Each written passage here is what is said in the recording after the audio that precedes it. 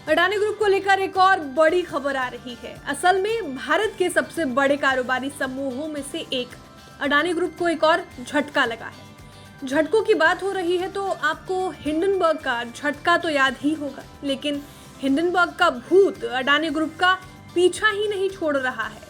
अमेरिकी short seller की report आने के बाद अडानी ग्रुप का मार्केट कैपिटलाइजेशन और गौतम अडानी के टोटल नेटवर्थ में तगड़ा डेंट लगा था।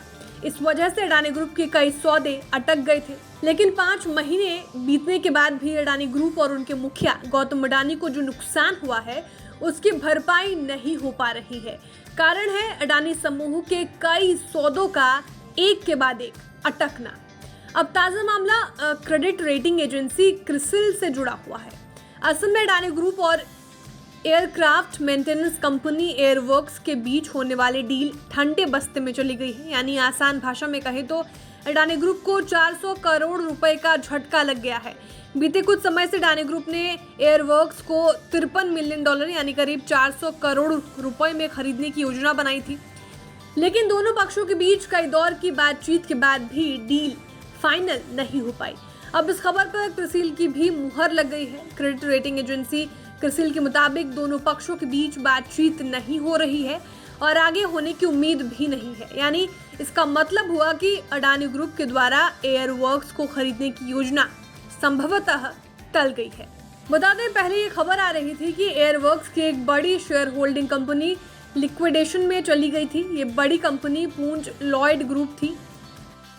एयरवर्क्स कंपनी में 23% की हिस्सेदारी रखने वाले पूंज लॉयड ग्रुप ने लेंडर्स बैंकरप्सी प्रोसेस के दौरान समाधान निकालने में विफल रहे थे और इस वजह से लिक्विडेशन की प्रक्रिया चल रही थी। यानी कंपनी बंद होने की स्थिति का सामना कर रही थी। इस वजह से एयरवर्क्स के एसेट्स भी बैंक के अंडर में थे, इसलिए अडानी ग्रुप के साथ डील होने में समय लग रहा था। लेकिन अब क्रिसिल की रिपोर्ट आने के बाद ये डील संभवतः कैंसिल ही हो गई है। अब एयरवर्क्स की बात हो रही है तो जरा इसके बारे में भी जानकारी ले लीजिए। एयरवर्क्स देश की सबसे पुरानी प्राइवेट MRO मतलब मेंटेनेंस, रिपेयर और ओवरऑल कंपनियों में से एक है। एयरवर्क्स की स्थापना 1951 में PS मेनन और BG मेनन नाम के 2 दोस्तों ने की थी। ये देश के 27 शहरों में अपनी सर्विस देती है। कंपनी के पास मुंबई, होसर और कोची में हैंगर्स हैं। हालांकि अभी तक अडानी ग्रुप और एयरवर्क्स की तरफ से इस डील के बारे में आधिकारिक तौर पर कुछ नहीं बताया गया है। वैसे हिंडनबर्ग की रिपोर्ट के सामने आने के बाद अडानी ग्रुप के कई सौदे टल गए थे। ग्रुप ने अपने बिजनेस करने की अपनी रणनीति में व्यापक बदलाव किया था। अडानी ग्रुप शुरू से आक्रामक तरीके से अधिग्रहण कर नए क्षेत्रों में पैर पसारने के लिए मशहूर था, लेकिन अडानी ग्रुप ने अपने ऊपर के कर्ज को कम करने पर पूरा फोकस कर रही है। अडानी ग्रुप ने फिलहाल नए सौदों को टालने की भी रणनीति को अपनाया था। बता दें, अडानी ग्रुप अभी के समय में भारत के सबसे बड़े कारोबारी समूहों में से एक है। ये ग्रुप FMCG से लेकर ग्रीन एनर्जी और रिपोर्ट से लेकर एयरपोर्ट तक के बिजनेस में सक्रिय है। अडानी ग्रुप के पास अभी भारत में 7 हवाई अड्डों के परिचालन यानी ऑपरेशन का अधिकार है।